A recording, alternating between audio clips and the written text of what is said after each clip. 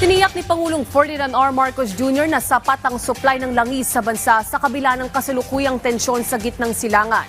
Ayon sa Pangulo, naghahanap na ang pamahalaan ng iba pang mga bansa na pwedeng mapagkunan ng mga produktong petrolyo. Yan ang ulat ni Clazel Pardilla.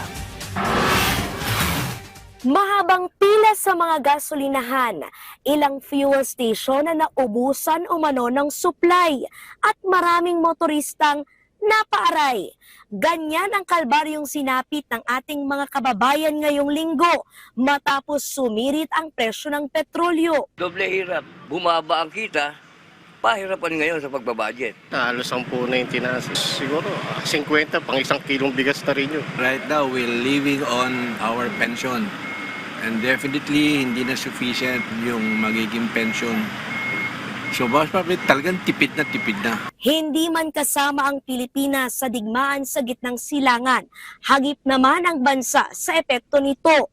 Nasa 70% kasi ng krudo ang inaangkat ng Pilipinas sa Middle East. Kaya ang pangunahing hamon, ayon kay Pangulong Ferdinand R. Marcos Jr. The real problem here that everybody is having to deal with is hindi natin alam kung gaano katagal ito. Hindi natin, kasi yung presyo kung saan pupunta, hindi natin how long, kung tataas man, tumaas na nga, gaano katagal ba yung pagtaas na yun?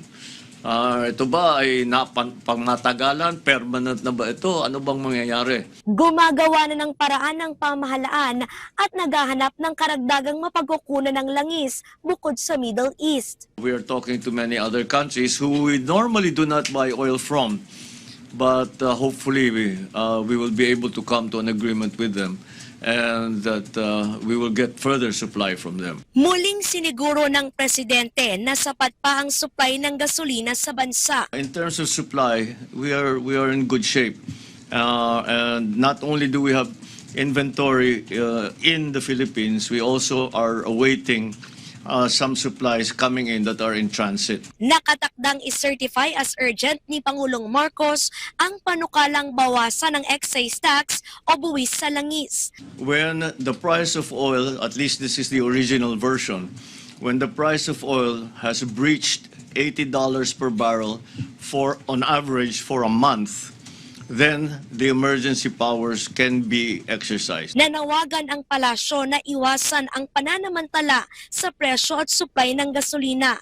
Hinikayat din ng taong bayan na magtulungan sa harap ng krisis. Para maiwasan ang hoarding, naglabas ng panuntunan ng Energy Department sa patas sa distribusyon ng langis. Papayagan pa rin ang pagbili gamit ang drum at container kung ang gagamit ay may kinalaman sa operasyon sa dagat. Ilalagay sa generator ng ospital o telco at makina sa agrikultura. Pero maaari pa ring maglagay ng purchase limit ang mga gasolinahan para masigurong may sapat na supply para sa lahat ng kanilang customer. Pinaalerto ang mga retailer at supplier kung may hinalang hoarding. Dapat tingnan ang mga nakalipas na record kung tugma sa dami ng pagbili. Hinikayat na i-report ito sa DOE. Alinsunod sa batas, ang hoarding at profiteering ay may parusang kulong at multa.